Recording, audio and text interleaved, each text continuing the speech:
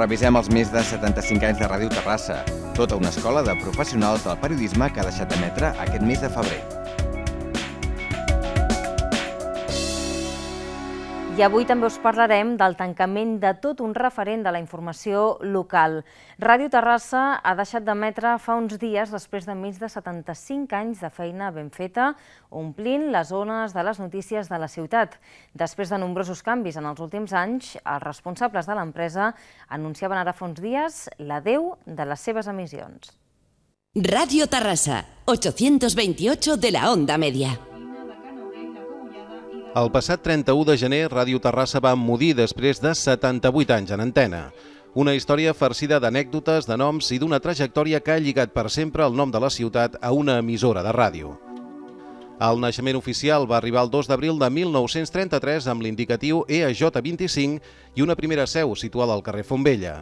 A principis de la dècada dels 40, els estudis van traslladar-se al carrer Sant Pere, on Ràdio Terrassa viuria una de les seves etapes més emblemàtiques.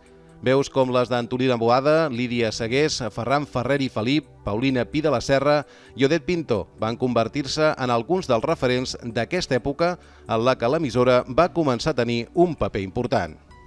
Terrassa es va posar a dintre de l'emissora, o sigui, l'emissora era Terrassa, això és el que jo vull dir. Jo penso que Terrassa ha perdut alguna cosa important, La Terrassa s'ha deixat perdre una cosa molt important per la ciutat, penso jo. Jo crec que Ràdio Terrassa va jugar un paper molt important per la informació de tot tipus, lúdica, política, esportiva, de tot tipus, per la ciutat de Terrassa, sobretot molt a mitjans dels anys 60 fins als anys 80. Va ser molt important quan les riuades, per exemple, de l'any 62, que tot i els mitjans precaris que devia tenir en aquells moments l'emissora, doncs es va moure molt, es va sortir i es va informar. L'arribada de la democràcia va portar aires nous a Terrassa, a la seva gent i a les seves institucions. L'emissora va viure la seva millor època de la mà de programes musicals com Flamenqueando o Populares de la Canción. Uns espais que van portar a la ciutat els millors artistes del moment.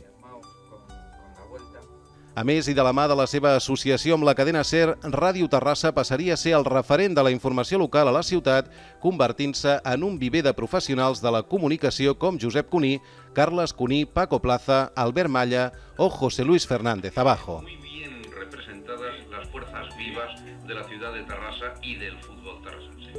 Una bona mostra del creixement de l'emissora va ser la inauguració d'uns nous estudis al carrer Gutenberg l'any 1983. Amb la irrupció de les freqüències modulades i a l'abric d'una ja consolidada Ràdio Terrassa va veure la llum Ràdio Club 25. Una de les radiofórmules musicals pioneres al país i que durant molts anys gaudiria d'un merescut prestigi. Veus com les de Josep Maria Francino o Miquel Calçada van donar força i personalitat a aquest nou projecte. Dues emissores que en formats molt diferents van convertir-se en autèntiques escoles del periodisme i la comunicació i en referents de la radiodifusió al nostre país.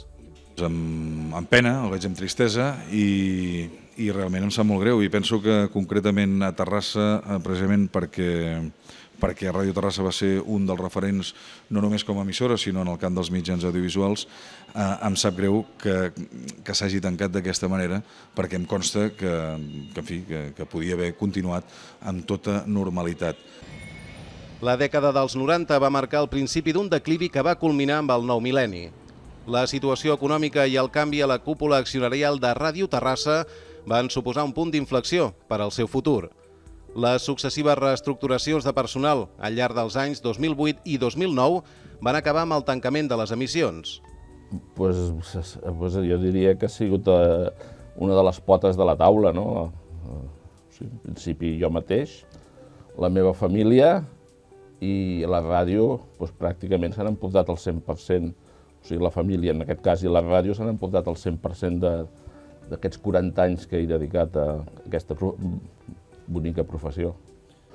Home, una immensa tristesa. Home, 40 anys en una casa, jo què sé, és com si se'n morés un familiar de primera línia, evidentment. I ja està, em sembla que amb això ho resumeixo tot. Jo què sé, és com si es morís el pare o la mare, no? Després de gairebé 80 anys en antena, les veus de Ràdio Terrassa van emmudir el passat 31 de gener. Ara, però, resten un munt de records i un petit raig d'esperança.